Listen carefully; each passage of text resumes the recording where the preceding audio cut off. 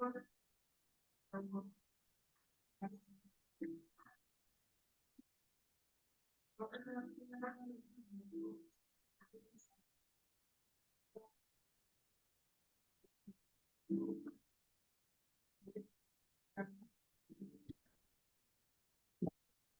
afternoon, my brothers and sisters that in South Africa. Can you hear?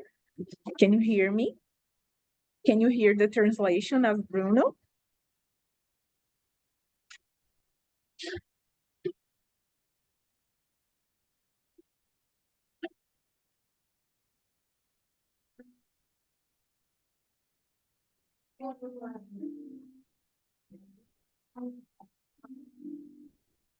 Eu te ouço, Aninha. Basta só saber se Bruno tá ouvindo no grupo da interpretação.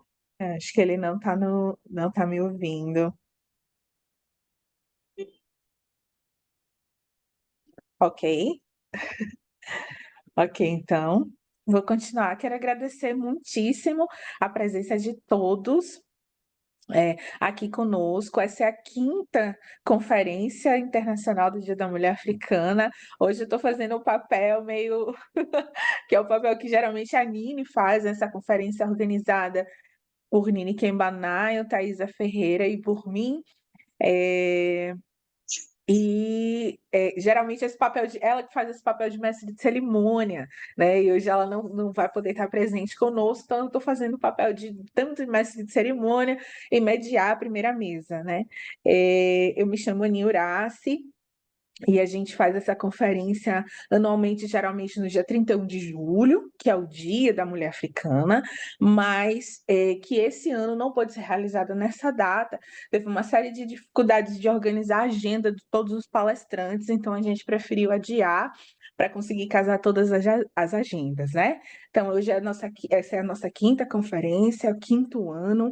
Esse ano a gente tem representantes de 5 países, e estamos muito felizes de poder fazer esse intercâmbio com o continente africano, com a diáspora africana, e que a gente entende que essas referências e essas discussões que a gente traz está um pouco fora, né, do comum, né? Como assim vocês comemoram o Dia da Mulher Africana, né? E a gente tem reivindicado ano a ano esse direito de nos afirmar africanas na diáspora, né? Africanas em diáspora, e trazer as discussões sobre, sobre o pan-africanismo, né, as relações África e diáspora no continente e em vários países onde o nosso povo está. Bom, então essa primeira mesa é uma mesa, como todas, muito especial. É uma mesa que a gente conta com 3 palestrantes. Antes de eu falar dos palestrantes, eu quero agradecer já publicamente a Suiane Costa e a Bruno Sifo, que é o nosso tradutor, que vai nos ajudar aí nos diálogos pan-africanos. Agradecer porque nos ajudaram a salvar as transmissões, né? Então, eu vou começar falando, né?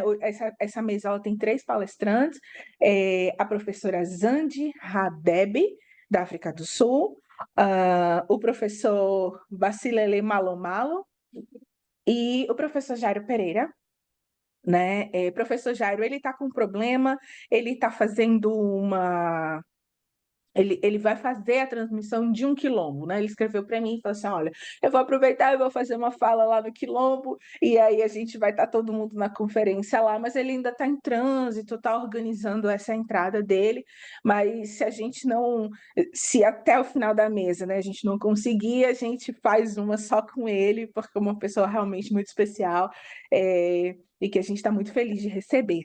Então, eu vou começar falando, né, apresentando a irmã Zandi Radebe. Ela é mãe, ativista panafricanista da Black Consciousness, mestre em relações internacionais, leciona ciências políticas na University of South Africa, Universidade da África do Sul, é cofundadora e líder da Black House Collective, um programa educacional pan-africanista de Black Consciousness, com sede em Soweto, na África do Sul. Então, é um prazer enorme recebê-la, professora. Por favor, fique à vontade.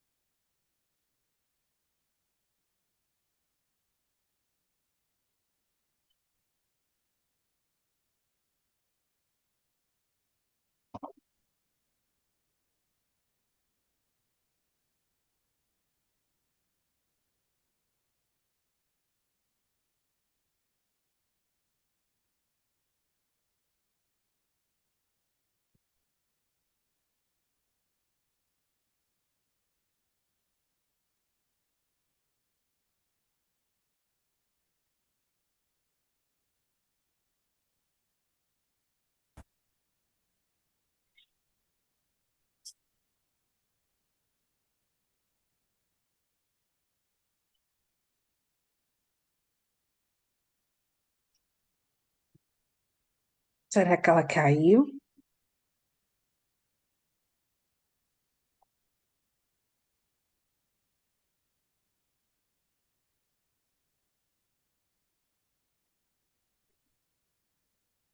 Professora Zandi? Hum, Além da professora Zandi, a gente conta também aqui com a presença da professora Tsuana Lapo, que também vai fazer uma fala, né, nessa mesa. E eu também quero agradecer, além do Bruno e da Suiane, também agradecer ao Wellington Castro, que está também nos ajudando na transmissão da conferência.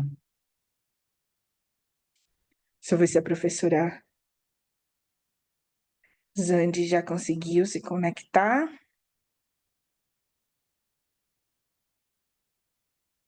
Ela havia pedido para passar um vídeo também, Suiane. Você está com um host?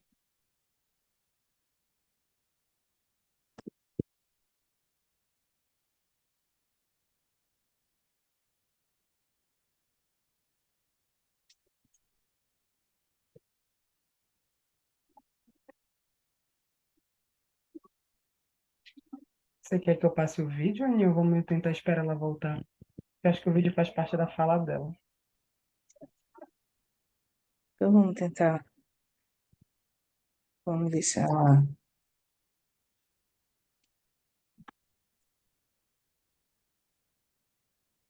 Só pra ver se tá ok, né? E aí eu passo o vídeo.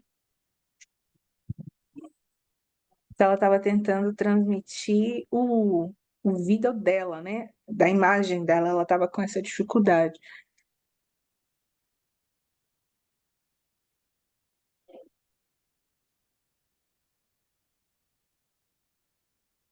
Bom, então, enquanto a professora Zandi, a gente tenta, né, organizar a transmissão dela. Professor Bacilele, o senhor nos ouve?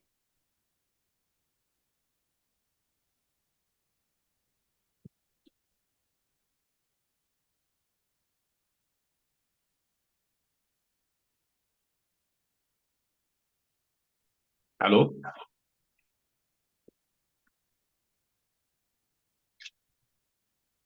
Olá, boa tarde. O senhor nos ouve?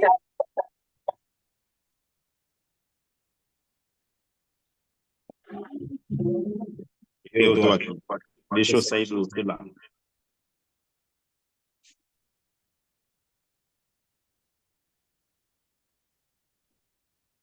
Sim, consigo ouvir vocês. Ok. Então, eu posso passar a fala para o senhor, tudo bem? Pode ser, sim. Tá. Então, eu vou apresentar o professor. Professor, agradeço muito por ter aceito o convite, por estar aqui conosco. Professor Bacilele Malomalo. É doutor em Sociologia pela Universidade Estadual Paulista, Júlio Mesquita, Unesp. É docente de graduação e pós-graduação da Universidade de Integração Nacional da Lusofonia Afro-Brasileira, Unilab. Docente e colaborador da pós-graduação da Universidade Católica de Salvador, UCSAL. Coordenador do grupo de pesquisa África-Brasil, Produção de Conhecimento, Sociedade Civil, Desenvolvimento e Cidadania e fundador da Peranknut, Escola Africana da Promoção da Ciência e Espiritualidade Africana.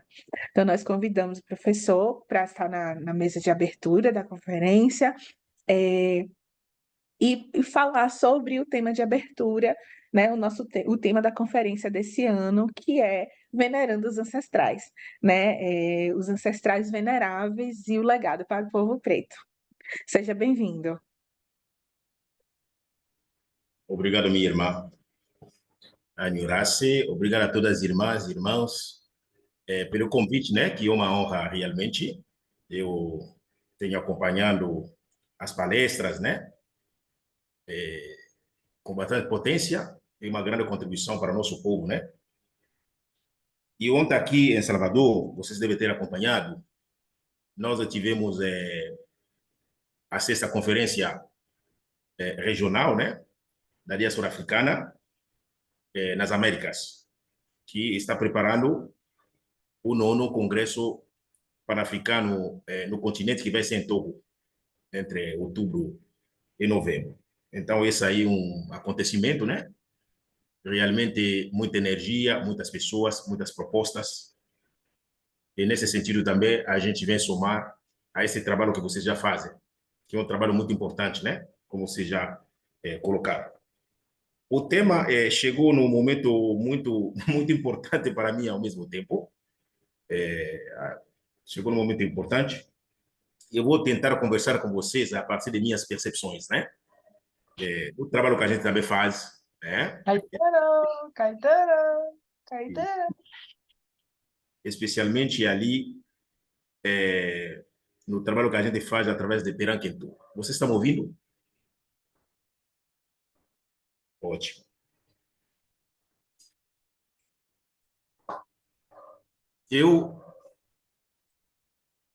Quando eu nasci na aldeia, eu nasci numa aldeia chamada Idumbe. Sou da geração de 70, 73. Com meus 3 anos, eu devo ter ido para Kinshasa, que é a capital da República Democrática do Congo, quando meu pai e a minha mãe migraram, né? Assim para outra fase da vida. Aí eu vou crescer em Kinshasa, mas a aldeia ficou em mim. Com 13 anos, eu volto para a minha aldeia. Meu pai, depois de se formar como mestre, ele volta para a aldeia, porque meu pai sempre gostou da aldeia. Aí, nesse sentido, eu também vou regressar na aldeia com o meu 13. Uma coisa que é importante, quando eu estou falando da aldeia, desse nosso contexto, tem muito a ver com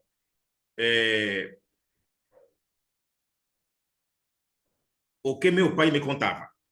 Meu pai me contava, especialmente da minha linhagem do lado do pai, né? Eu sei ir até a memória que eu já aqui saúdo de meus ancestrais, não muito, mas um pouco, é que meu bisavô, o avô de meu pai, eu somente chego lá, chama-se Imune, aqui eu cumprimento. Depois vem o meu avô, Ilele Bampembe, de quem eu era o nome, mas eu descobri também as pessoas que podem acompanhar meu Facebook, tem uma foto da minha avó, chama-se Bassa Osefa. A minha irmã mais velha leva o nome dela. Aí vem meu pai, aí depois vem a minha geração. Isso eu estou falando do lado do meu pai. Então, do lado do meu pai, nós, pessoas africanas, falando da família do côté pai, você tem dois ramos, são duas linhagens. A família do meu avô, esse Imune que eu falei, é do meu avô, do meu avô, do lado do meu pai. A família da minha avó, que é Bassau Cefa, eu não tenho muita memória, porque nos arranjos familiares, eu sou de um grupo da nossa tradição, as esposas vêm para a nossa casa. Nós também temos outro sistema onde os homens vão na família da mulher. Isso também tem. Então, não tenho muitas memórias assim para remontar muito longe da linhagem do lado da minha avó, do lado do pai. Meu nome, eu descobri também que meu nome Bassa está ligado também com a minha avó, que é Bassa ou Sefa. Então, eu tenho Bassa do lado da minha avó. Do lado da minha mãe, o que eu lembro, eu não cheguei a ver meu avô do lado da minha mãe. Minha mãe é Bassambolo Ngone. Nossa filha leva o nome da minha mãe, que eu já saúdo a mãe dela, que é assim, quando nasceu a minha filha, ela é Sol, mas leva Bassambolo Ngone, que vai ser o nome da minha mãe. A mãe da minha mãe chama-se Mpembe. Mpembe. Ela é Mpembe. Assegura esse nome. Ela tem outro nome, mas eu vou ficar somente com Mpembe, que estou lembrando aqui. Lá no final da minha fala, Mpembe, Mpemba, vai voltar entre as línguas bantu, que significa a claridade. A minha fala ele vai acabar nesse ponto. Mas ele significa também giz. Ele significa também branco, a luz. Então, eu estou falando das águas de Calunga de baixo. Mpembe. Depois de ter meu avô, que é Nchimba, Nkinda. Isso na barriga da minha mãe. Meu irmão leva o nome desse nosso avô. Eu vou ficar somente nisso para dizer que, falando da ancestralidade, a minha memória ela é curta, especialmente porque a cidade me cortou.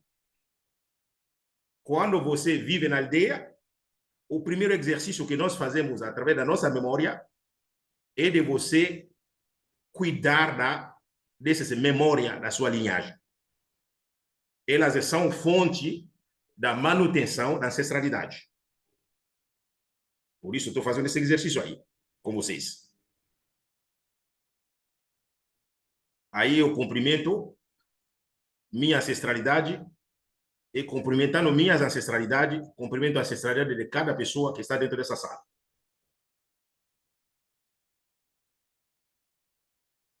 Bom, ancestrais veneráveis, que nós estamos conversando. Todos os nomes que eu citei, eles são veneráveis para mim. Mas ao longo do tempo também, você se sabe, sempre conversamos sobre o impacto do cristianismo, né? No caso, nós que estamos lá na África Central, o cristianismo teve um impacto negativo para a gente. Nos lados onde você tem gente de Senegal, África Ocidental, tudo isso aí, você tem o Islã. Então, o processo da ocidentalização, ele vai ter um impacto sobre a ancestralidade, a tal ponto que nós temos dificuldade.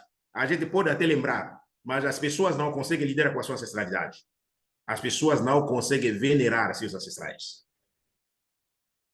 Eu, desde que me conheci, também me deram responsabilidade de nganga, de baba, no pouco que a gente pode fazer, no trabalho que nós fazemos dentro de Perankentu, basicamente é você lidar com a ancestralidade. É coisa também que não é complicado. É somente você trazer a memória, como eu estou fazendo. Trazer memórias. E às vezes é aquela comida que seu avô ou sua avó gostava. No dia de aniversário ou numa data importante, você vai fazer o seu trabalho da mesma comida, você faz a sua reza, a sua oração, a sua fala, a sua palavra. Não há segredo. Então, nós que transitamos entre os queméticos, né? Mas Kemet é o quê? Kemet é um terreiro de candomblé, Kemet é um terreiro. Ok. Vou pegar outro caminho. Quando o tema assim chegou, vocês vão ter no meu livro, Filosofia do Untu, tem um capítulo muito interessante. Eu vou ler uma passagem. Resumindo, o que eu posso trazer para vocês como mensagem, né, nessa conversa? A ancestralidade e a divinização. A ancestralidade é a chave de imortalidade que nossos ancestrais nos oferecem. Essa é a conclusão do livro. Mas eu faço esse caminho, não é coisa nova, não inventei nada. Mas lendo um pouco de Obenga, lendo de Bombari. Então, quando eu começo a ler alguns textos do Kemet, junto com as tradições Bantu com Angola, mesmo Fukiao, trouxe coisas novas no livro que foi publicado. Ou lendo as tradições de Yorubá, nós estamos no mesmo universo africano. Reafirmo, a ancestralidade é a chave da imortalidade. A ancestralidade é divinização. Essa é a maneira como eu elaboro, mas não sou eu. O que nossos ancestrais já colocaram para a gente. Então, aí, de uma forma muito rápida, né? Algumas coisas assim, só para a gente conseguir dialogar. Como estamos falando de ancestrais veneráveis, isso significa ter ancestrais não veneráveis? Basicamente isso. Isso ficou muito, para mim, muito óbvio, mas na diáspora, certo? Quando eu estava no continente africano, não me colocava muito essa questão, não, se um ancestral pode ser venerado ou não. Mas há critérios, né? Existem, sim, ancestrais veneráveis e outros não. Mas a pergunta vai ser, quem pode ser venerado, outro não? Então, ali, em Fukiao, entre tradições Bakongo, o Fukiao nos traz a figura do ancestral veneráveis e não venerável. O não venerável é chamado de cuyo. É o ancestral feio, ou feia. Ancestral estrofiado, estrofiada. Isso aí é Fukiao. Significa que esse ancestral tem uma força vital ruim, que não é boa para a comunidade, certo? Mas isso, depois de passar no critério de julgamento, então, é aquela pessoa que a gente não traz à memória. Nós temos costume de apagar até a pessoa, tá? Mas, como chega disso aí para é aquele processo de julgamento que a comunidade faz, que os testes de Kemet nos apresenta o julgamento do Ausile, basicamente. Agora, O ancestral venerável é chamado de, aqui em Congo, é chamado de culo, um culo. Lembra que não venerável, na língua aqui Congo, é um cuyo. O venerável ou a venerável é um culo. Quando você vai pegar outras línguas, eu estou no universo mais banto, aí o que a gente vai ver, essa palavra um culo está muito próxima a outra palavra, elingala ou na minha língua, as línguas que a gente fala, um colo. Um colo significa senhor ou senhora, mas é o atributo dado a Nzambi, certo? Então, em outras palavras, aquele processo, então ali um culo é ancestral ou ancestral espiritualmente deificada. Isso, Foucault, mas é isso que a gente sabe, basicamente. Aí eu gostaria de conversar um pouquinho sobre o processo de tornar-se ancestral. Porque para a gente chegar lá, tem um caminho. Se vocês me perguntar, eu, assim, levantando coisas, porque também a gente já ouviu falar, na vivência também, para você merecer o lugar de ser ancestral, venerada, o venerável, venerada, o venerável, o venerado, você precisa praticar a Mahat. A prática da Mahat, nesse sentido, Mahat significa a prática da justiça, da verdade, da reconciliação, da solidariedade, todo o nosso conjunto de código ético-moral que a nossa comunidade espera de você. Isso estou dando coisa de conclusão, para não entrar em detalhes assim. Bom, agora, para isso, eu livro você para contemplar comigo o Yakenga, o Cosmograma Congo, do Foucault, que todo mundo conhece, da internet, assim por diante, né? Ele nos oferece uma chave de leitura da comunidade Ntu. Vou aplicar na comunidade Ntu, na comunidade Bantu, de ser pessoas, nós humanos, para ver como é isso, do ponto de vista de chave de leitura do mundo Congo, mas que muitos povos africanos, para todos nós, nessa unidade cultural, nós compartilhamos esse elemento. Então, imagina, né? Mundo visível e invisível, ou, digamos, o mundo físico seca, ou o mundo não físico, de baixo espiritual, Mpemba, Kalunga de baixo, Kalunga de cima, esses dois mundos. Então, o primeiro passo, Foucault vai explicar isso a partir do que ele chama de V. O V, esse o V, que é a base de todas as coisas. Esse aqui é Foucault. Mas lembra o V do Foucault? O invertido como o outro. Foucault vai dizer para a gente, o V é o Ankh. É o Ankh, que ficou no Kemet. Então, o primeiro passo do V, o primeiro V, Foucault vai trazer como o V de a Vanga, né? Vanga. É o processo da formação da vida, né?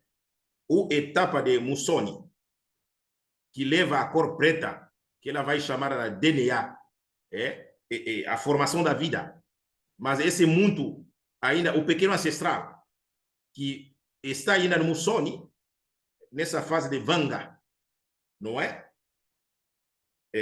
Bom, no livro que todo mundo conhece, que foi lançado na fase de tempo, mesmo se vocês quiserem na tese de Tigana, vocês encontram elementos já traduzidos, todo mundo conhece, não é? Ali, esse V, ele é um V invertido, mas embaixo desse V, você tem o Sol, partindo da ideia que cada mundo é um Sol, é um ancestral.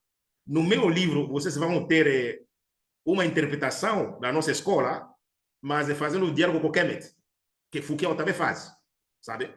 Então, é isso aí. Então, Vanga é processo de formação de vida, né? Na etapa de Musoni. A cor é preta, essa escura, até porque é a matéria-prima, né? A matéria-prima da energia, dessa força vital, né? Que vai iniciar. Ele traz também para a gente outro verbo que é vangama, ato de conceber. Então, aqui também tem muito a ver com o útero, não é? Onde esse ancestral ainda vai surgir. Mas ele está no Mussoni. Depois vai a segunda fase, que é a fase de Kala. Mas esse movimento é a Vaika.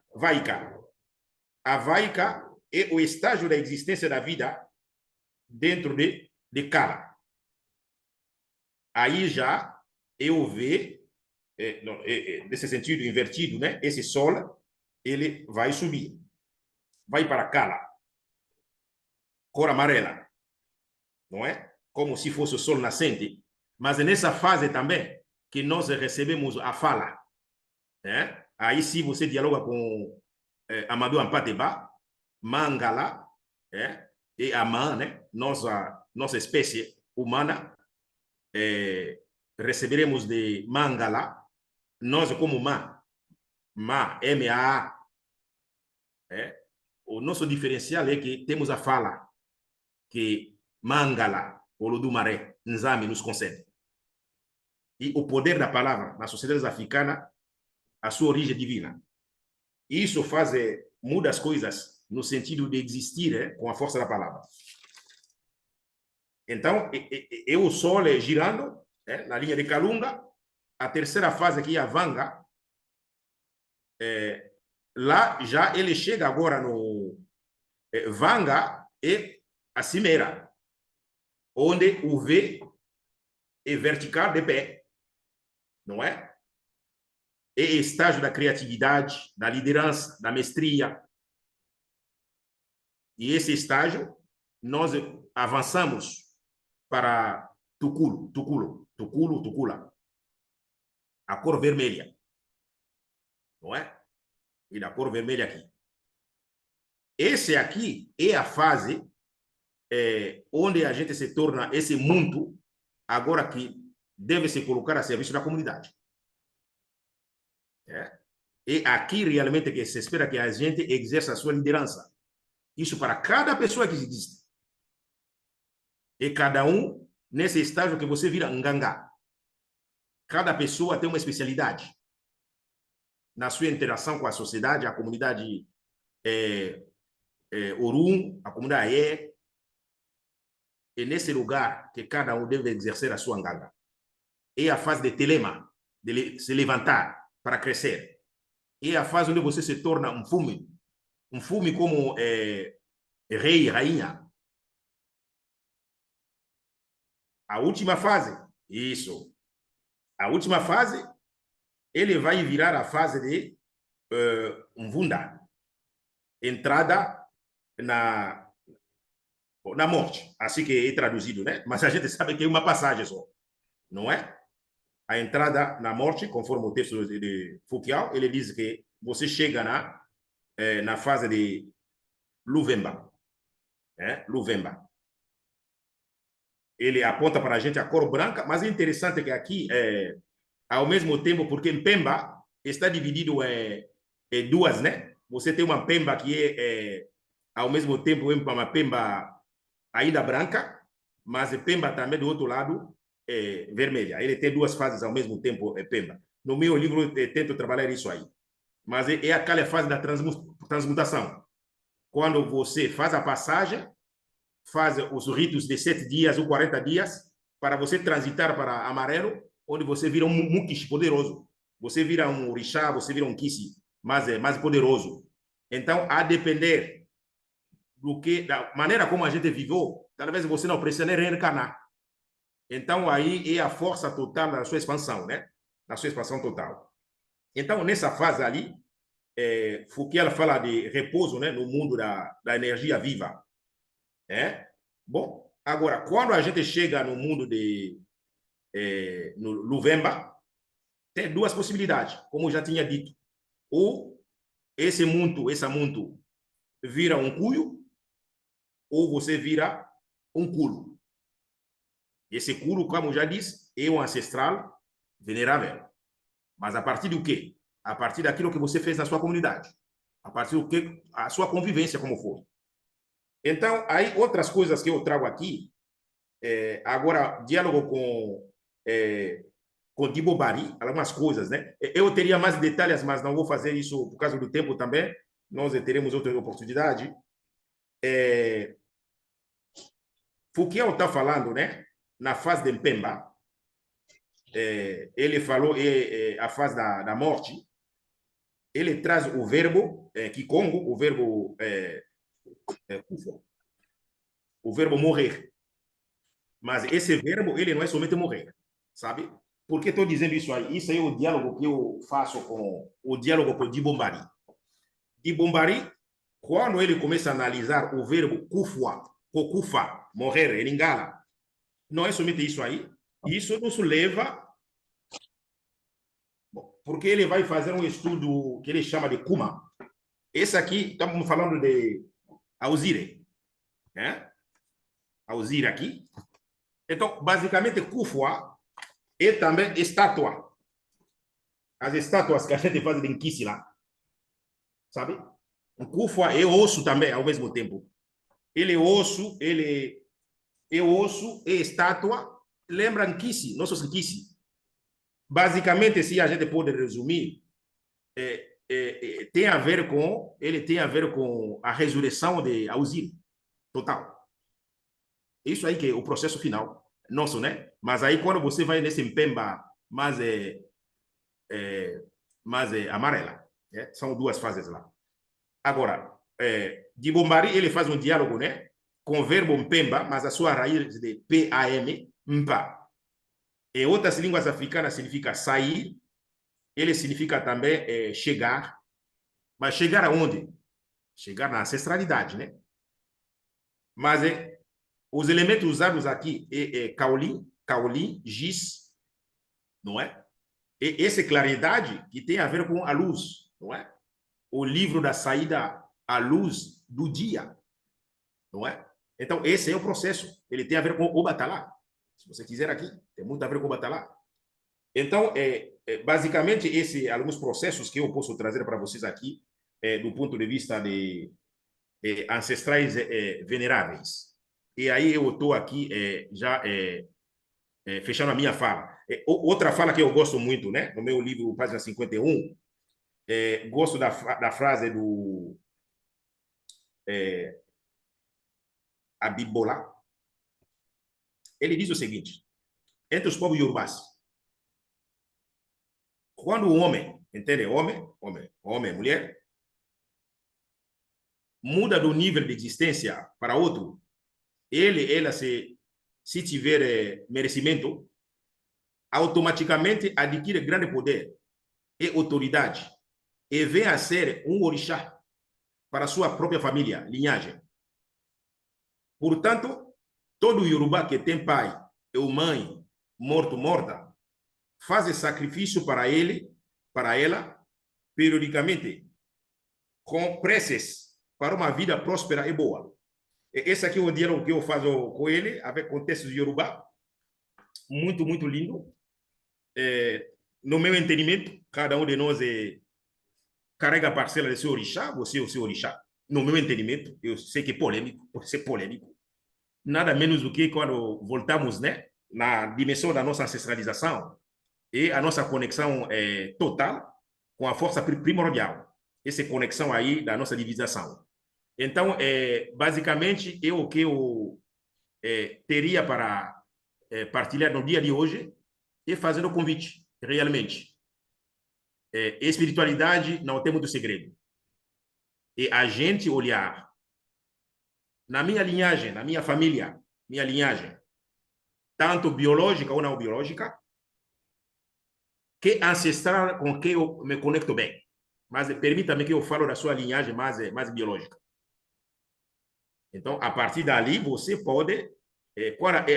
a pessoa com quem você tem uma memória boa, é uma memória que você deve trazer. E por isso, porque isso não se reforça. tirando esse lado de uma linhagem mais onde nós estamos ligados por sangue, outras conexões eles se dão não via sangue, o que podemos chamar por aliança, não é? Por isso os cultos também eles funcionam. E porque a conexão se dá em nível energético. Quando você tem isso aí, você faz a sua ritualização para isso. Mas para que tudo isso aconteça, porque viver para a gente, a ética africana nos aponta, nós temos que viver para nos tornar ancestrais veneráveis. E para isso, há uma prática da Mahat dentro da nossa comunidade no dia a dia. Fazendo isso, somente a nossa comunidade que vai dizer se a gente merece ou não merece esse lugar. Minhas irmãs, meus irmãos, eu acho que essa aqui é a minha fala para o dia de hoje, eu fico para ouvir.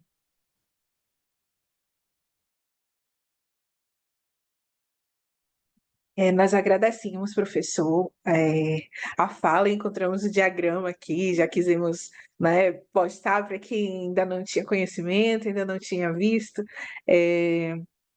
Agradecemos a fala, sim, tem alguns comentários aqui no grupo, a gente destacou alguns pontos da sua fala, né, quando o senhor fala que a ancestralidade é a chave da imortalidade, de que existem sim ancestrais veneráveis e outros não, né? A Nayá comentou que poderoso tudo isso, muito poderoso, muita nutrição. O professor Nii, ele comentou. Não vou saber pronunciar, professor, mas ele fala, o verbo kufar, ele fala sobre o verbo kufar, que tem o mesmo sentido que é usado nos terreiros de candomblé, né? Morrer, né? E assim, deixa muita vontade de ouvir mais, né? De conhecer mais, de ouvir mais o senhor falar sobre esse tema. E com relação é,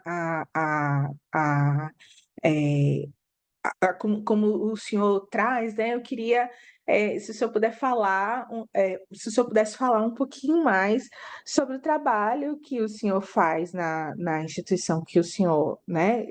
O trabalho que é da instituição do senhor, a Peranknut, né? Se o senhor puder falar um pouquinho mais sobre o trabalho feito, a gente ficaria grato. Isso, Peranquentu.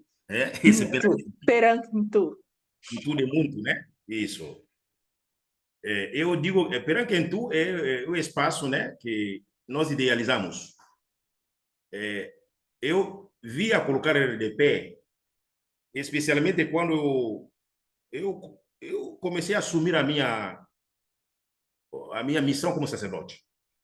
Isso é coisa muito recente. Eu ia ser padre, essas coisas aí, muito, muito tempo aí. Passou, entrei na academia, eu conheci o mestre da minha vida, que me conduziu, meu mestre era do Senegal, meu baba, né? Que já fez a passagem hoje. Então, a partir daquele momento, bom, eu entendi que precisava voltar para o mundo da espiritualidade. Eu tive muito diálogo muito com ele. A mãe da minha filha, a Cici, quando nós moramos junto, eu já navegava muito no Kemet, mas eu acho que ela trouxe muitas coisas para mim, especialmente no que estava se passando no Brasil, coisas assim que também me abriu outras portas de acessar a muitas coisas, né, na vida, que eu sou muito grato a ela. E aí, Peranquentu ficou de pé. Ficou de pé, resultado do longo trabalho, eu sempre falo desde a barriga da minha mãe, a história é muito longa, porque eu renasci na diáspora,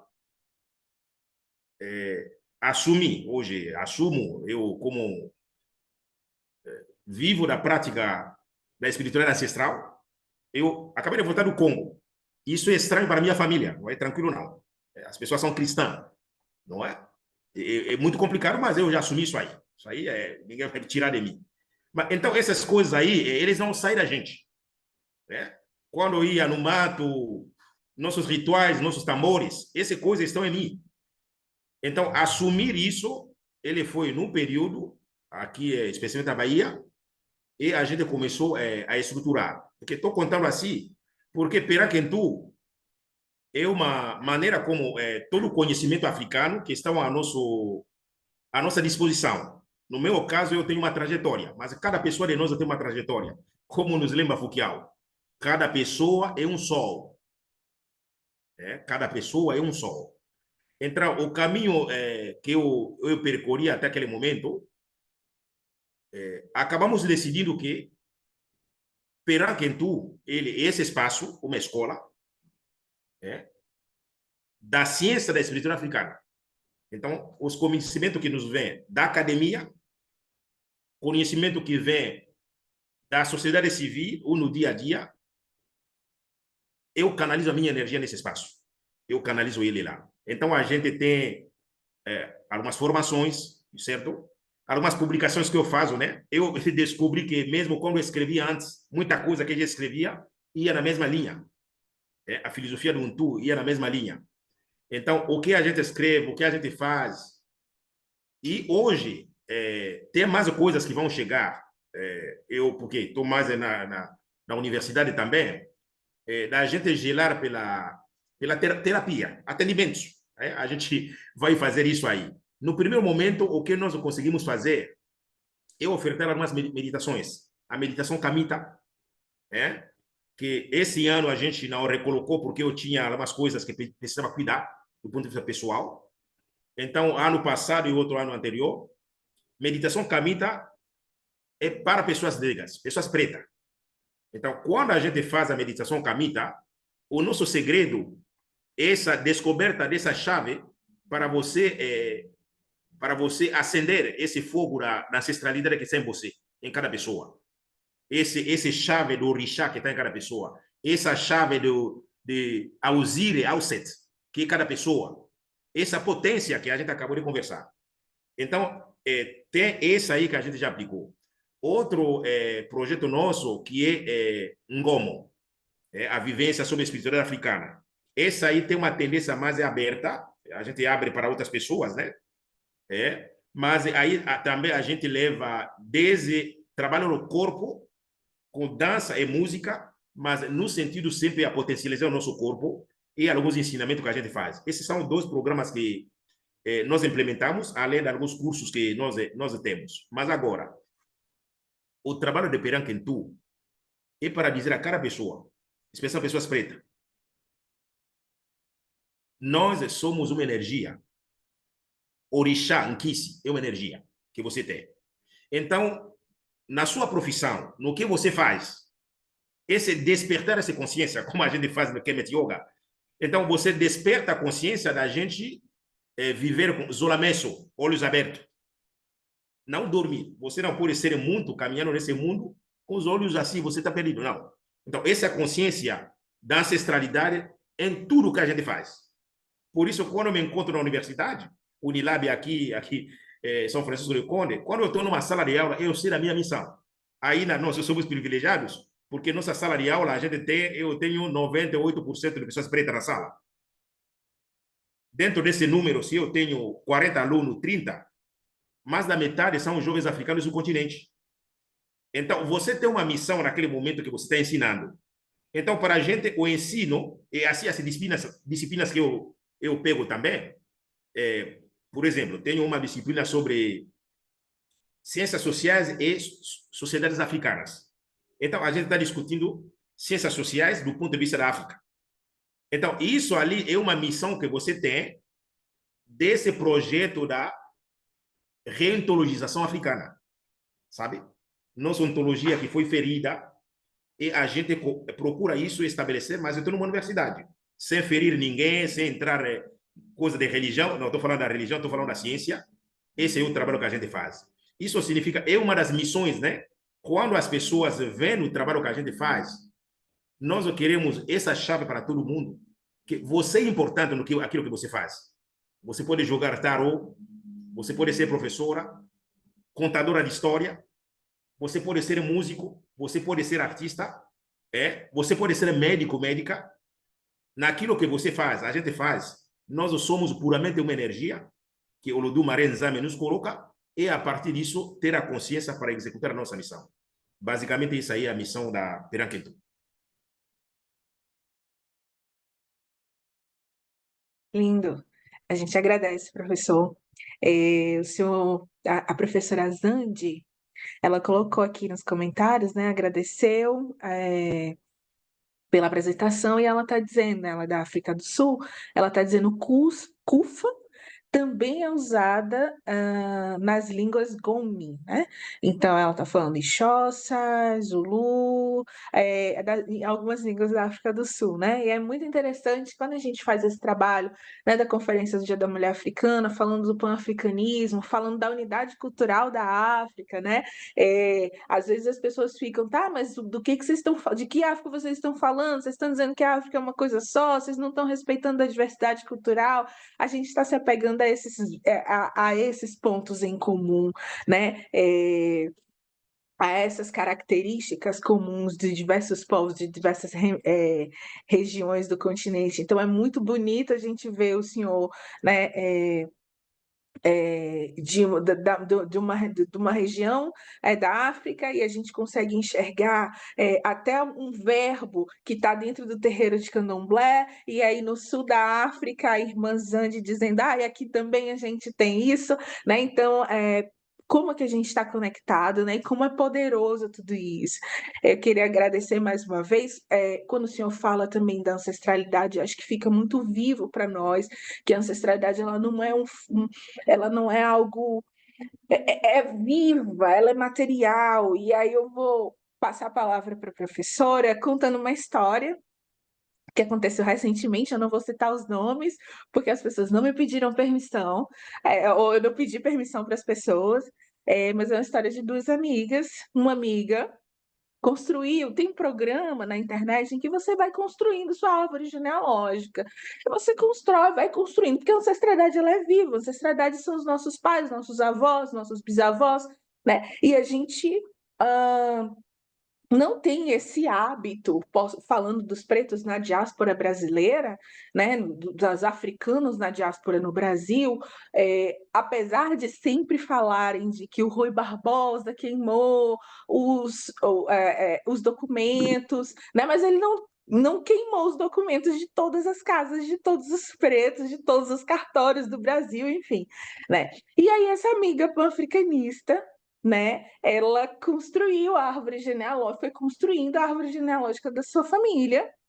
Enfim, uma outra amiga estava em busca, de verdade, aconteceu isso comigo. São duas pessoas em comum, elas não se conheciam, uma outra amiga, em busca da família dela.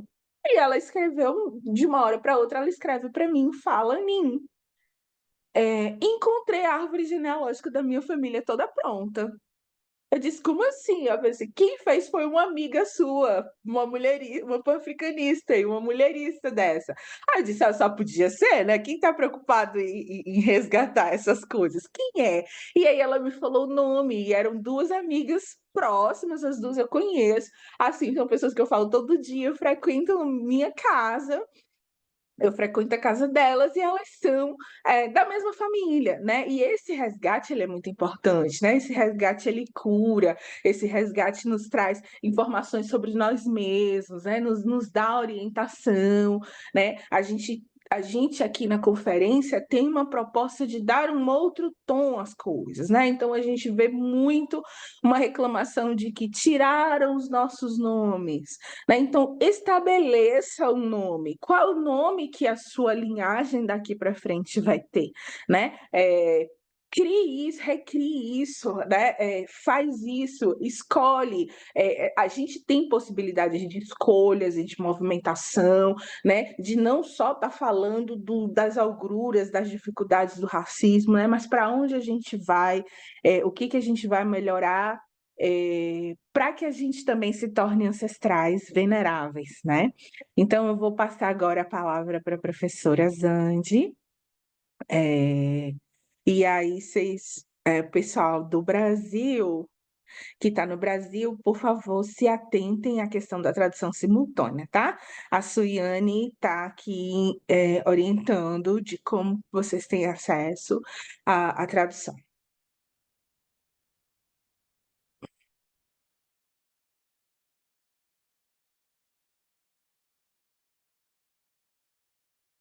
Thank you so much, Sister Anine, for for firstly introducing us so well.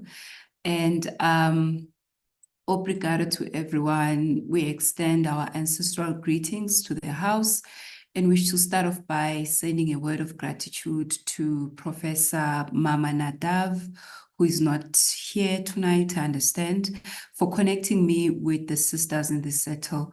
I want to thank my sister Thaisa, who has been very helpful in getting us to this point. Thank you for your patience and your kindness through organizing these processes. And I want to also thank my sister from Occupied Azania of South Africa, Sister Ntswane Dlapo, who is my co-presenter this evening. She is unfortunately called into another meeting, but I'm hoping that she'll be able to join me towards the latter part of my presentation. And to the entire organization, the people who are behind putting together this conversation, thank you so much. I really also loved how you played the Pan-Africanist national anthem as opposed to the colonial version that is sung in South African schools, where it's just a mix up of, the colonizer. So you are celebrating moments in the national anthem that the colonizer was destroying your people.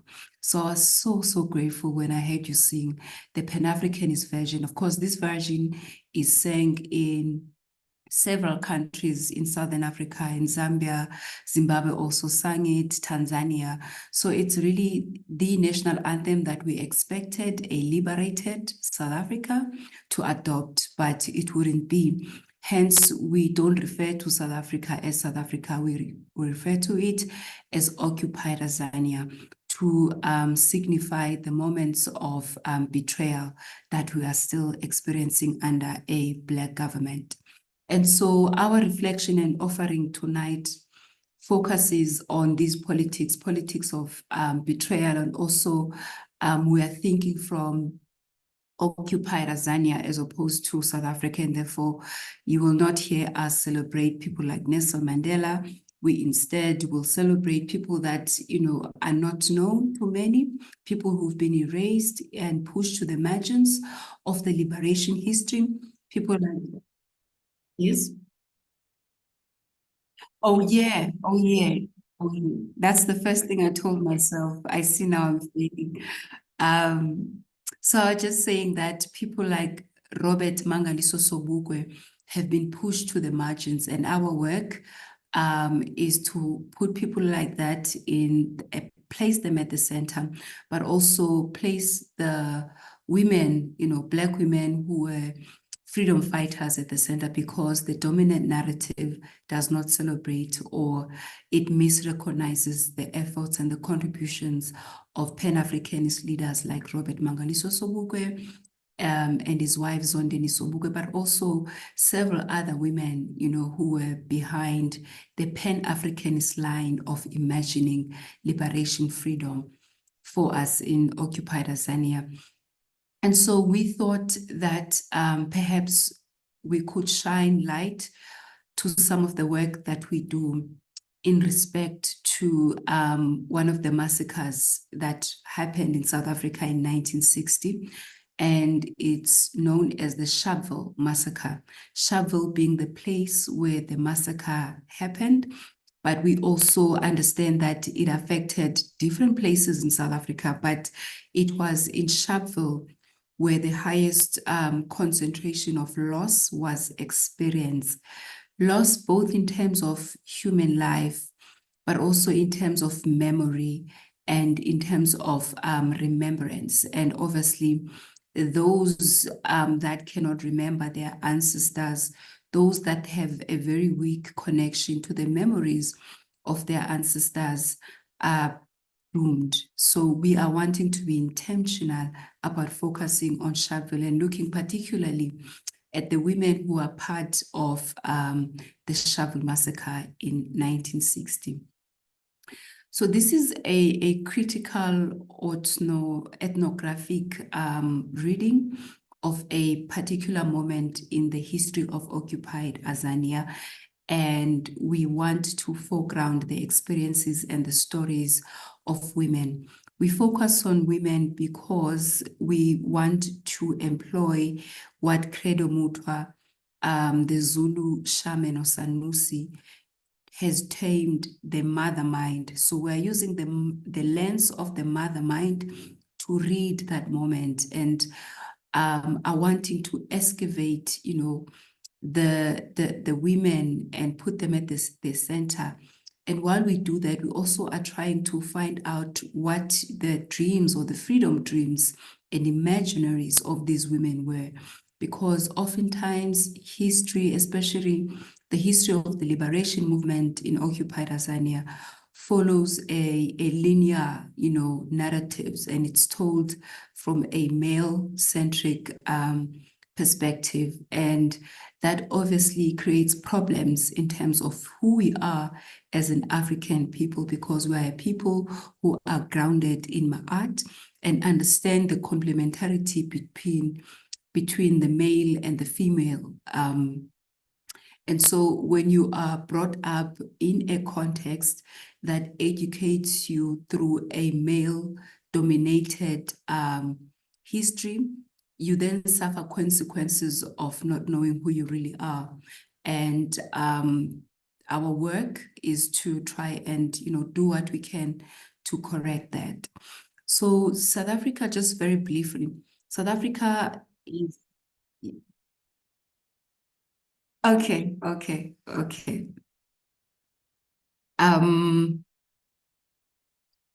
So just very briefly, South Africa has just recently celebrated its 30 years of quote-unquote independence. Of course, those of us who have been alive for, the greater part of those 30 years have not really come to terms with this liberation and this independence. In fact, we believe that South Africa is yet to be decolonized. And so the work that we do is an attempt towards decolonizing, firstly, South African history and the ways in which history is understood. We focus on the women because, am I audible? Is everything okay? I hear. Bruno, is everything okay over there? Oh, okay. And so we argue for a reimagining of Sharpeville's history in a way that is inclusive, open, and expansive, offering a more nuanced understanding of the massacre and the different ways in which it affected, the political and the spiritual landscape of occupied Tanzania.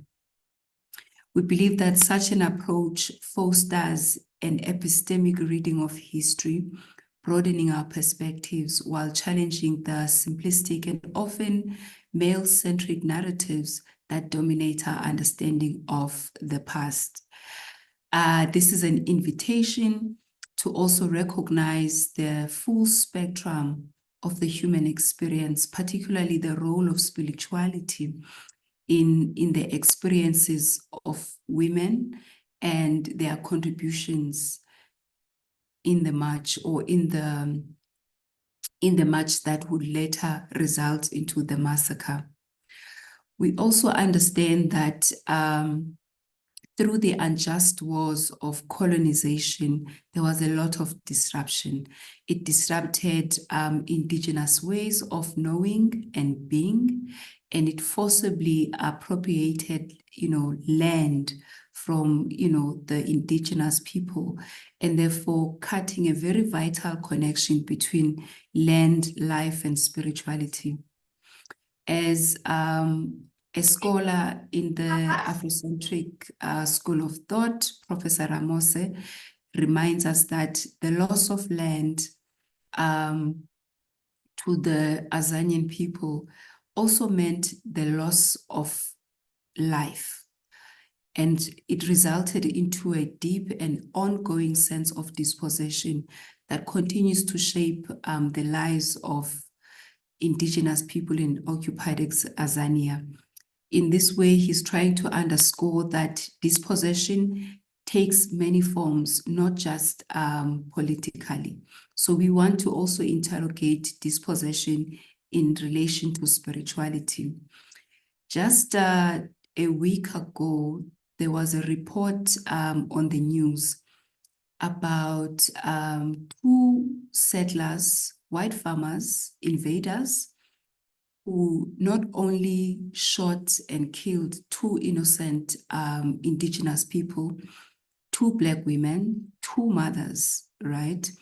They did not only kill and murder them, but they did that and then fed them to the pigs.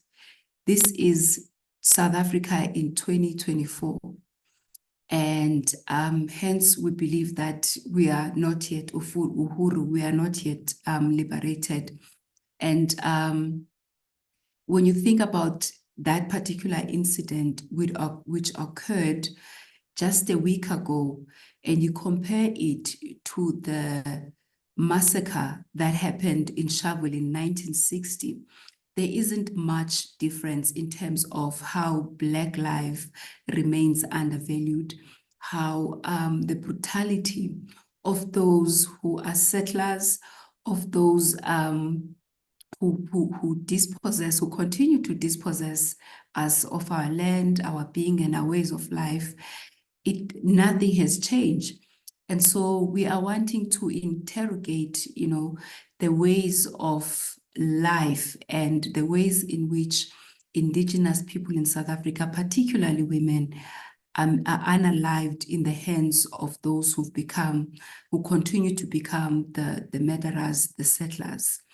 And when we look at Sharpeville, we understand that, politically, it offered a very positive contribution in terms of making people aware about the struggle, the apartheid struggle in South Africa. And so it was a very important moment that raised attention of the global community to the realities that South Africans were facing under the apartheid regime. But unfortunately, and even after independence, even after the democratic dispensation, the history of the Sharpeville massacre tends to be told from a Eurocentric perspective. And by that we mean it is told without necessarily including the element of spirituality in terms of how the victims of the massacre were responding to apartheid. And Chimamanda Ngozi Adichie reminds us in her concept of the danger of a single story. And she's trying to show us the ways in which power plays a role in how history is recorded, right? And how, power allows for certain narratives to be silenced or erased. And so what we have when we think about the Sharpeville 1960 narrative, it is told from a single story, and particularly one that centers on male, heroism, but also it does not necessarily put an emphasis on the role of the women and how they decided, to be part of the march, right? And when you do that, then you miss a lot of things in terms of how you are wanting to memorialize that particular moment for generations to come. But also, you miss a lot of things in terms of what kind of people or women in particular existed at that time in Sharpeville, and you also miss the ways in which some of them imagined liberation and freedom, and the ways in which they fomented resistance and ways of refusal. So in the context of Sharpeville, our offering wants to offer, or rather to focus on the ways in which the women of Sharpeville imagined liberation, but also in the way that they practice their freedom and refusal, right? And so when we read about the Sharpeville massacre from the dominant narrative, we are not told, for instance, about the night vigils and the prayer meetings that were held by the women of Sharpeville in the days leading up to the march. We are also not told about how these women, in their defiance, were actively engaged in struggle, often in their own terms, you know, and refusing to be sidelined in what Frantz Fanon has described as a watershed moment in South African politics, referring to the Sharpeville massacre. The organizers of the Sharpeville massacre were predominantly male and progressive freedom fighters like Robert Mangaliso Sobukwe, Nyakane Tsholo, and Ntate Philip Tabane. And both of them, I mean, the majority of the leaders were quite young, right? But Sobukwe, who was the president and the founding member of the Pan-Africanist Congress of Azania, the movement that gave birth to the Sharpeville moment, was he was in his 30s, so he wasn't as young. Now, the leadership of the march, right, because it was a peaceful march, the leadership of the march took a principled, what I suppose they thought was a principled decision to say, look, the march should not include women and children. Women should stay at home and look after the children, because as much as it was a peaceful march, I think the leadership of the organizers and the PAC understood that the apartheid violence, the apartheid regime understood, the only language that they understood was that of violence. And so it was not unheard of for innocent people, you know, to be shot at, often shot at the back, shot while they are retreating. And therefore, I suppose in understanding that context, the leadership of the march decided that women should stay at home.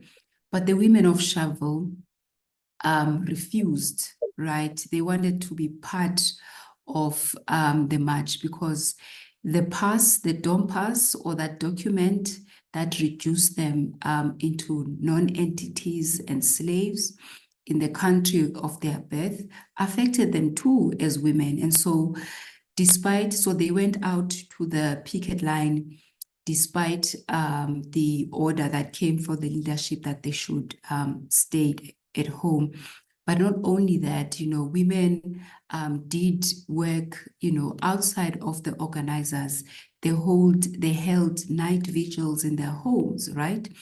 Anchoring, I think, spirituality, something that was missing in the political party or in the movement that organized the protest.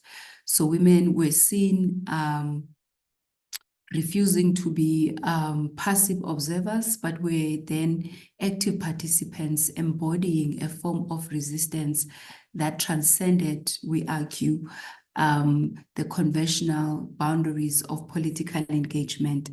They organized, they mourned, they prayed, you know, creating spaces of solidarity in their communities, and also building community that will sustain them beyond that particular moment of the massacre. Their actions presented a refusal to be excluded from history and a refusal to be silent in the face of oppression. And so it becomes very problematic when you are sitting on this side of history, you know, 60 years after the Sharpeville massacre, and these women's narratives are nowhere to be found in the National Archives. And so it becomes then the responsibility of those of us who are working with women and also do work of decolonizing ourselves, work of reclaiming who we are, reclaiming the histories and the freedom dreams that were bestowed to us by these women. It becomes, I suppose, our responsibility, therefore, to do this kind of work. And therefore, in reclaiming the histories of the women of Sharpeville, we challenge the dominant narrative, which is a colonial narrative that has too often rendered not only the women of Sharpeville invisible, but Black women in general. Because when the colonizers encountered women in Africa, theirs was, I think, a surprise, because African women were never submissive. In fact, gender relations in Africa, as Professor Oyoronke Oyoyumi reminds us, were very much organized around the notion of seniority and not gender. So gender could not have been the principals organizing the organizing factor for African societies, but it was seniority, right? The fact that we need to respect our elders.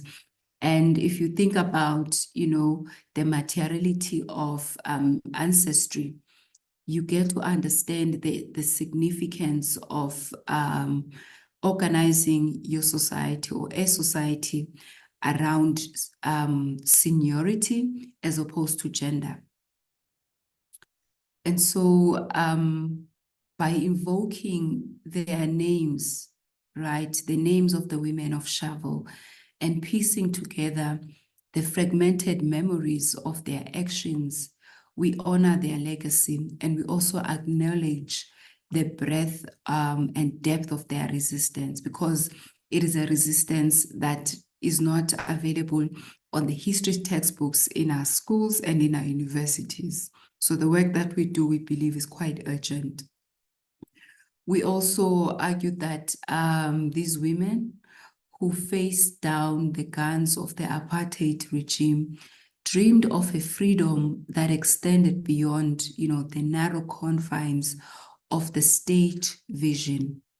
So how we understand their freedom dreams contradicts the current democratic state that we've come to know as South Africa in so many ways.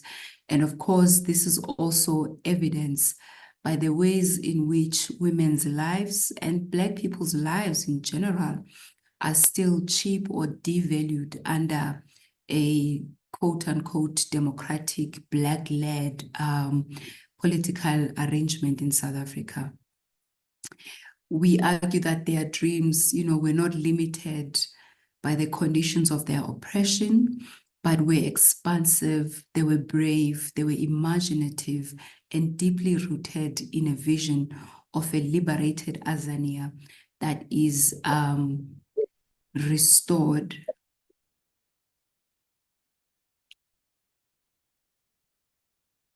So we are being invited to grapple with critical questions of what does it mean to create livingness in conditions of dispossession from land, labor, and being.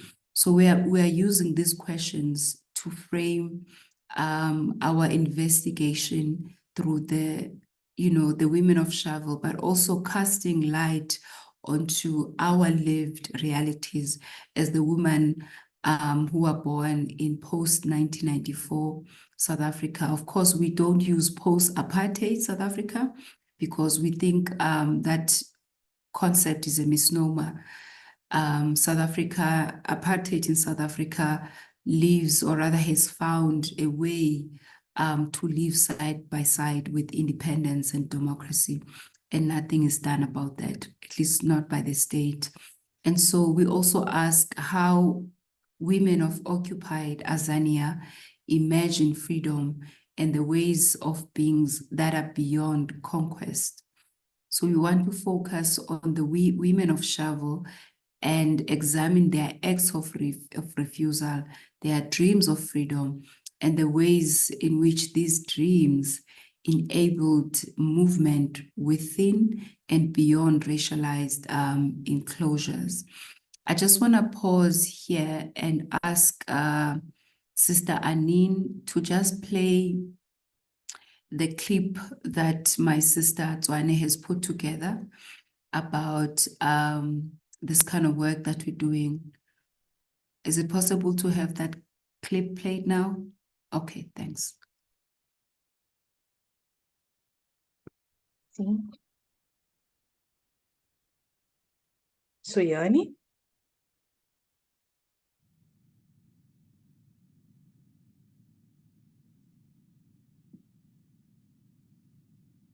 Olena Madikwe. She was 21 years old when she died. She was a few months pregnant and had been at home for about a week. Her health wasn't okay. She was shot on the chest, punching the lung and the heart, causing her to bleed to death. She died with her unborn baby. And she left behind a 6-year-old, the guardian of her father, Elizabeth. Mamutabi, Olena Madikwe.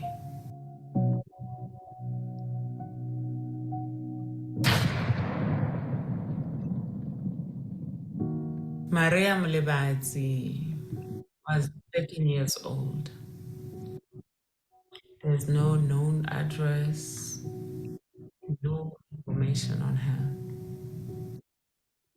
The only thing that she has is a grave in Shaville, London Cemetery.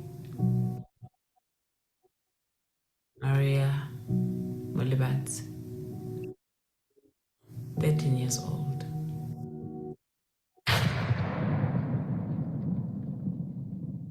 Elizabeth Mtimkulu, police recorded her as 36.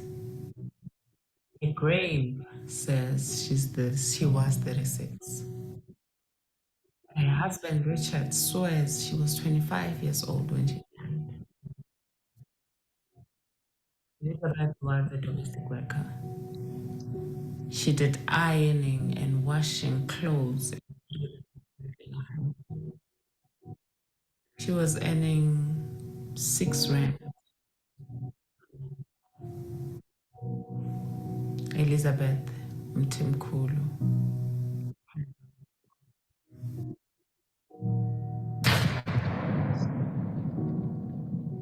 Nobegi Zizwe was a domestic worker. She worked in Vanderbilt Park.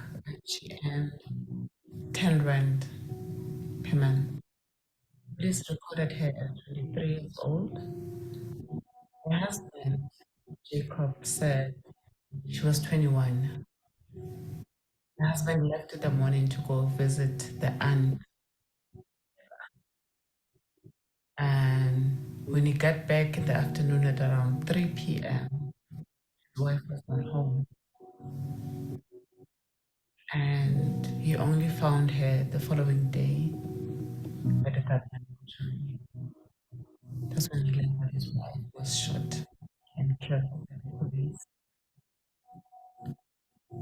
Nobeki Zizwe left behind a 5-year-old and a 2-year-old. Nobeki Zizwe, Nora.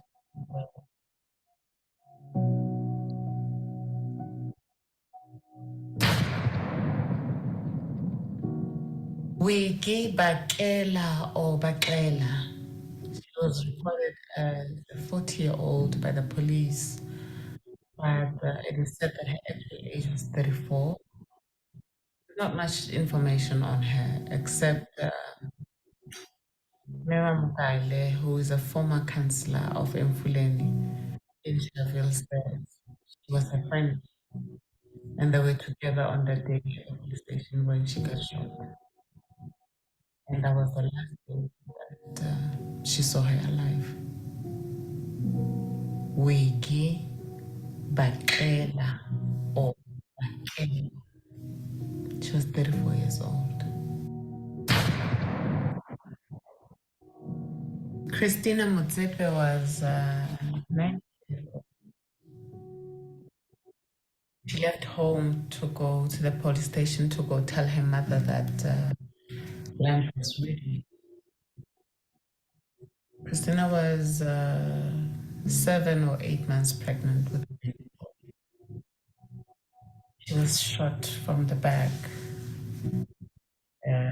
possibly by a policeman called Snake Hands, who was on the Saracen in the northern side of the police station.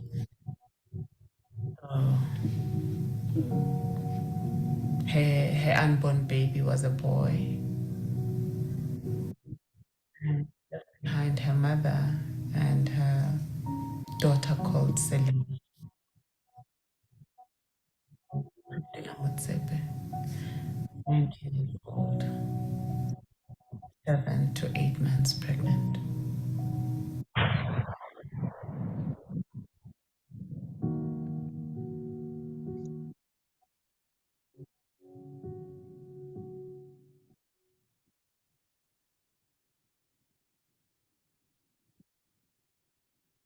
Thank you so much, Anine, for that. So, part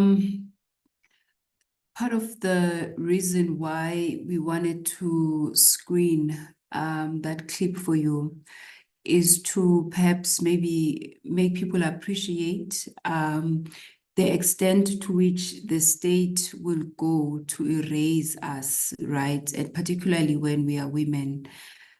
Because again, when you talk about the Shaville massacre, the figure that we are given, the official figure that the state gives, and this figure is obviously and unfortunately reproduced in curricula, it's reproduced in archives, it's reproduced everywhere.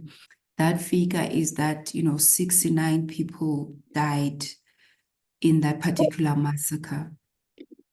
But this number does not account for everybody, right? Most especially those who were shot with unborn babies in their bellies. Yeah. And for the, African spirituality, that is a grave injustice because you don't recognize those souls. And therefore, when you do that, you don't connect them with their families. And there's just a very deep level of, disconnect. So my colleague Nzwane Nhlapo is a spiritual healer, and she did this work by visiting the gravesite, of the massacre, and really reconnecting not only with the corporeal evidence of the massacre, but also the spiritual evidence of the massacre. She's obviously gifted in ways that I'm not, so she was able to archive and excavate this information. She's also been very fortunate to also connect with the families of these people to correct the narrative. And obviously, it is not work that has been finished yet. In other words, if you visit the grave sites, it will still carry the wrong information about your loved one. And the other thing that the state did is to manipulate the age of the victims. And you ask yourself why. For example, there was a 13-year-old child, that was shot. And we don't know how many more of, people of her age that were shot and buried, because the information that the families who could not even verify their bodies because, I mean, under apartheid, Black people could not even have the right to bury their loved ones, let alone have them, named and remembered correctly. And so we don't know if she's the only child that was shot, but we understand that the state would manipulate, the age of the victims in order to hide, the brutality of the massacre, which to us was at, it had reached genocidal levels when you think about the age of the people that were shot, but also, the fact that the women that were there were also shot, were also women who were pregnant, others visibly pregnant, right? When you go to the grave site, the information that appears there under their name is complete, it's a complete distortion and a manipulation of the truth and the facts to also, in an attempt, I suppose, to give the impression that the victims of the massacre were adults, and therefore deserving of this kind of punishment. Of course, in apartheid South Africa, it didn't really matter whether you're a child or you're an adult, but because the massacre brought the attention of the international community, the state therefore felt compelled to manipulate history and change the age of its victims. And when you think about firstly, how the state distorted the entire narrative in terms of the age and also in terms of the number of the people who died there. It is not difficult then to also imagine that, there were families who lost people, but were unable to trace and bury them. So there are families there who've not found peace because our burial rituals were not done for them, for the family.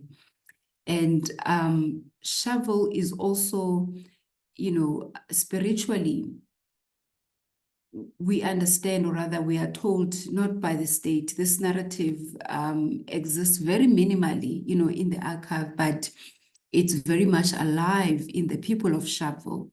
The fact that when the police had fired, and mowed down the people, their victims, right?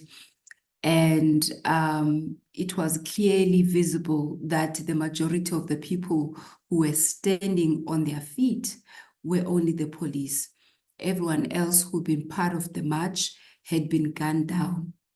And we also know, of course, this is not in the archives, that even though when people were laying down, wounded, police went around to, finish them off, making sure that there were no survivors. These were people who were shot at the back, which means that they were fleeing, from the site of violence. And there's a very interesting story about the rain, or a particular rain.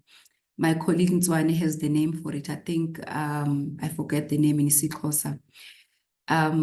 So once the bodies were on the ground, and it was visible that the police were the only ones who were, on their feet, looking out for their next victim from those who were still breathing, a dark cloud formed over Sharpeville.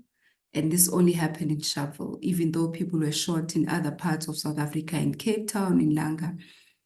But the dark cloud, came over and it suddenly rained. This was a sunny day, but, it started raining. And what then happened was that people who were, a few kilometers away from the site of violence saw blood, being moved by water, passing next to their homes. These were people who were not at the site. of the violence or of the massacre. But because of that rain and, how the township is also designed, people saw, blood just, flowing down the street, and it went by to a nearby dam. So that moment, is very significant, spiritually, not only for the families, but also for South Africa, as a country. But we also believe that because our history is recorded by people who don't understand us spiritually, people who don't understand our culture, we have not been able to deal sufficiently with that moment in terms of what it meant spiritually, and what it requires, what that moment requires. Of course, elders in the communities, tell us that it was a moment whereby even nature came down in the form of rain to mourn, the colossness of the loss of life in that, Sharpeville movement. And when we then think about, dispossession and spirituality, it is not enough to talk only about, political dispossession, because then you miss out on the meaning of land disposition in relation to spirituality. And so our work in centering the massacre, or in studying the massacre and the women, is an attempt to look at the political, but also go beyond the political, perhaps to even try and reconcile the political with the spiritual, because African people in their majority are a very spiritual people. If in a moment of loss, in a moment of brutality, like the Sharpeville massacre, nature herself was able to pause and come and witness that moment with us, then it means something quite significant for us. And unfortunately, it's not something that the majority of our people understand or have come to understand, but we hope through this project, through this work, we'll be able to open a few eyes in terms of that. Thank you so much.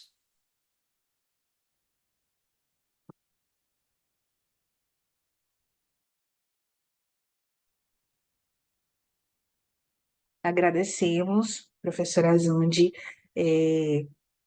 A gente fica emocionada, né, com a voz embargada. E se na primeira mesa, com o professor Bacilele, a gente vê o quanto que nós estamos irmanados culturalmente, né? Aqui a gente vê o quanto nós também estamos irmanados na opressão, né? Então, as descrições, né, as suas falas, elas também nos fazem lembrar das histórias de massacres, ocorridas no Brasil, né? Especificamente no Brasil, porque somos daqui que organizamos a conferência, mas também de outros pontos, né, da diáspora, né?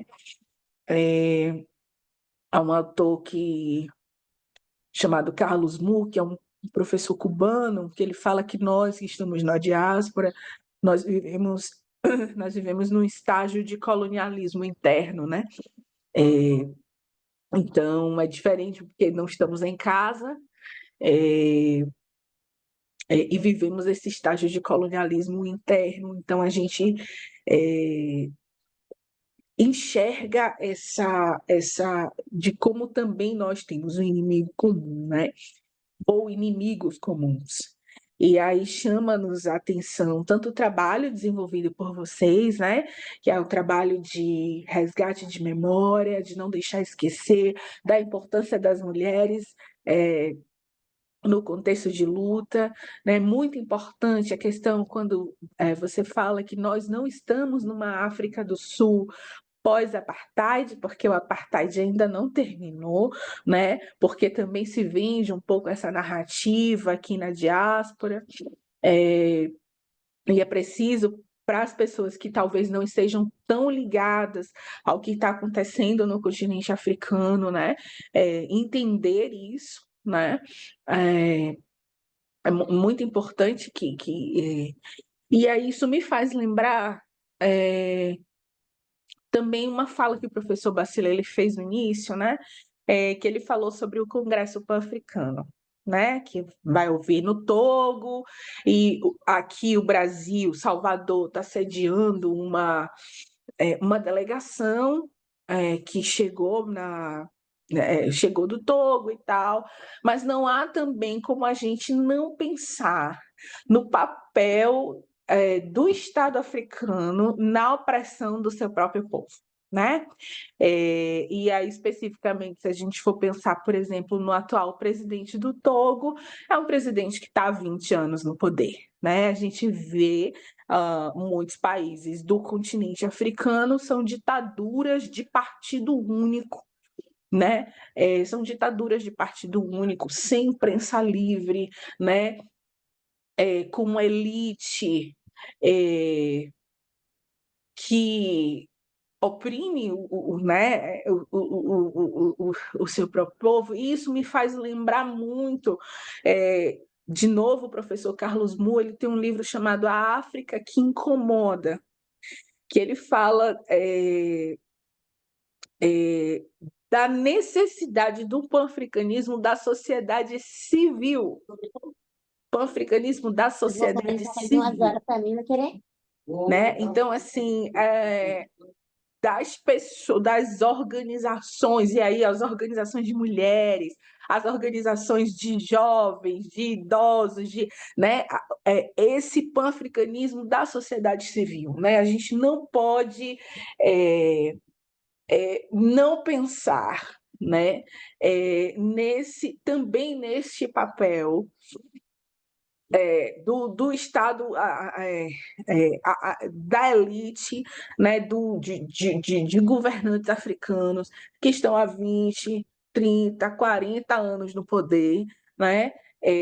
Enquanto aqui, né, a diferença é que aqui nós que estamos da diáspora, é uma elite branca, né?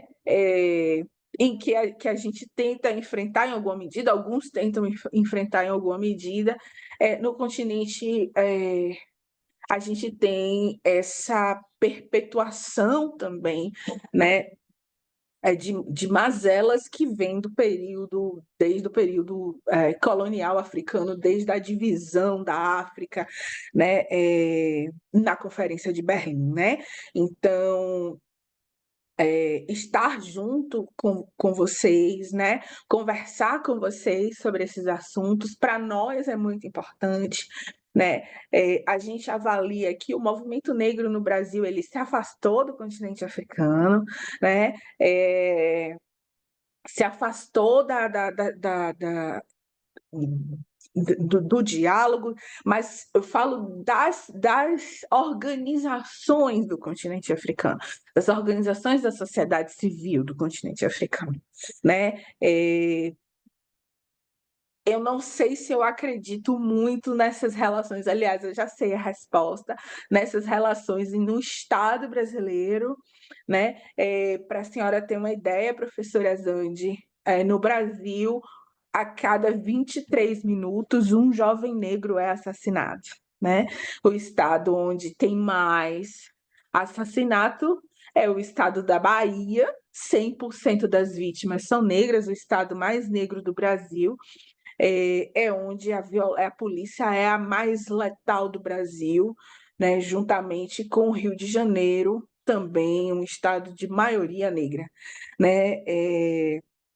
Então, são reflexões que a gente, né, que deixam para a gente, né? A gente fica pensativa, mas ciente de que essa relação entre organizações da sociedade civil, elas são muito importantes, né?